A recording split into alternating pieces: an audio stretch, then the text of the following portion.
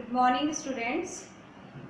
आज हम पढ़ेंगे द वैदिक एज में 4 स्टेजेस एज आश्रम ऑफ लाइफ। आर्यों ने प्रत्येक व्यक्ति के जीवन को व्यवस्थित करने के लिए आयु को 4 भागों में व्यवस्थित किया था। पहली ब्रह्मचर्य, यानी कि बच्चा जब आश्रम में रहकर शिक्षा प्राप्त करता था तब वह ब्रह्मचारी कहलाता था।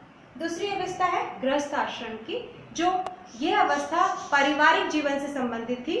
और तीसरी और चौथी अवस्थाएं, एक वानप्रस्थ है और चौथी है संन्यास की, जिसमें व्यक्ति वन में जाता था और आत्मचिंतन द्वारा ईश्वर को प्राप्त करने की कोशिश करता था। महिलाएं घर में ही रहकर घरेलू कार्यों, संगीत, नृत्य की शिक्षा प्राप्त करती थी। यद्यपि महिलाओं की स्थिति पुरुषों के बराबर नहीं थी, किंतु घर में उनको उचित स्थान और सम्मान, आदर प्राप्त था।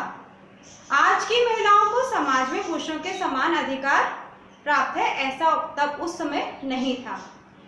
अगला पढ़ेंगे द एपिक्स। उस समय 2 एपिक्स, रामायण और महाभारत, दो प्रसिद्ध महाकाव्य थे। रामायण की रचना महर्षि वाल्मीकि द्वारा की गई।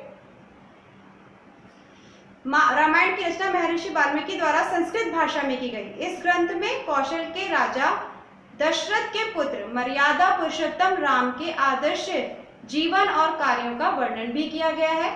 आज भी रामचंद्र जी के जीवन पर आधारित रामलीलाओं का आयोजन भी किया जाता है। दूसरा महाकाव्य है महाभारत, जिसकी रचना महर्षि वेदव्यास जी ने की थी।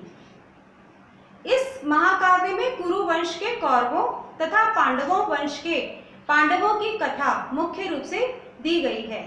अगर हम इसका पुनरावृत्ति करें, रिवीजन करें, तो 4 स्टेजेस कौन सी है? ब्रह्मचर्य, गृहस्थ आश्रम, वानप्रस्थ आश्रम और संन्यास आश्रम। और उस समय के 2 एपिक थे, रामायण जिसे महर्षि वाल्मीकि जी ने लिखा है, महाभारत जिसे महर्षि वेदव्यास जी ने लिखा। ये चैप्टर आज कंप्लीट हो गया है।